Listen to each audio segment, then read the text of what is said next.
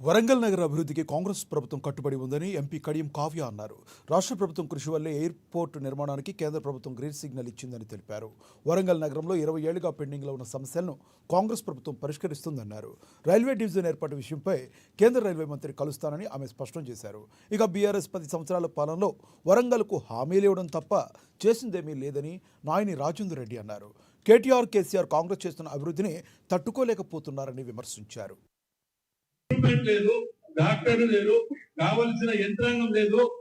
అవి చేయలేక గిరి కట్టిన కమిషన్ వస్తుందని చెప్పి పెట్టినామని చెప్పి చెప్పుకున్న వీళ్ళు నిన్న ప్రెస్ మీట్ పెట్టి మాట్లాడుతుంటే నిజంగా ఒక్కొక్కరిది. అందుకే మేము ఉమ్మడి జిల్లాగా రేవంత్ రెడ్డి గారికి ఇయ్యాలో లెటర్ పెడుతున్నాం. మా దగ్గర ఉన్న ఈ దొంగల ముఠ కోసం సపరేట్ గా జైలు కట్టినయ్యా. ఎందుకంటే ఈ ముఠ ఇంకా మార్పు రావట్టే. జిల్లా ప్రజలను తరిమి కొట్టే వరకు కూడా మీరు ఇక ఇది కారు అనేది అన్నటువంటి అర్థమైపోయింది. అదే ఇప్పటికైనా బుద్ధి తెచ్చుకోండి.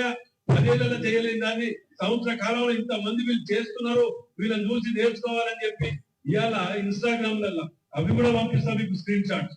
వాళ్ళతో కన్విన్స్ చేసుకొని మాట్లాడి చేసుకుంటూ వస్తుంటే ఒకరు 4 కోట్లు ఇవ్వాలంటాడు, ఇంకోటి అంటారు.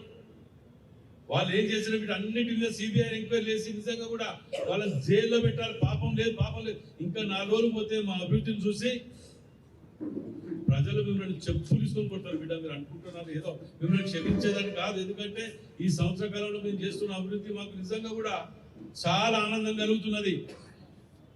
ఒక ఎమ్మెల్యేలో, ఒక ఎంపీలో, ఒక ఎమ్మెల్సీలో ఉంటే ఇన్ని చేయగలుగుతామా? ఇన్ని ఏళ్ళు ఎందుకు వెనకపోయింది, ఎందుకు చేయలేకపోయినరు? మేం చేయబట్టి వచ్చిన ఉద్యోగుల అసలు ఈ తెలంగాణ ఉద్యమాన్ని అడ్డం పెట్టుకొని చెయ్యరాని పాపాలన్నీ చేసిండ్రు. మీ ముఖాలకు తట్టాడు, మట్టి పోయలేదు. ఇవాళ ఇంకో ఆయన అంటాడు 4 కోట్లు ఇవ్వాలట. ఎందుకంటే వాళ్ళు బినామీలు చాలా వాళ్ళే. కానీ మాకేమి ఇవ్వాలి? మేము ఇన్ని చేసిన వాళ్ళం. రైతులను ఏ విధంగా సంతృప్తిపరచాలి, ఏ విధంగా న్యాయం చేయాలి మాకు తెలియదు. ఈ డిఫాల్టర్ల దగ్గర మేము నేర్చుకోవాలా? అసలు నిజంగా కూడా ముఖ్యమంత్రి రేవంత్ రెడ్డి గారిని మేము అందరం కూడా ఇలా టీం వర్క్ చేయటం వల్ల అందరం కూడా ఇక్కడ అందరం కలిసి ఏది అడిగినా ముఖ్యమంత్రి గారి దగ్గర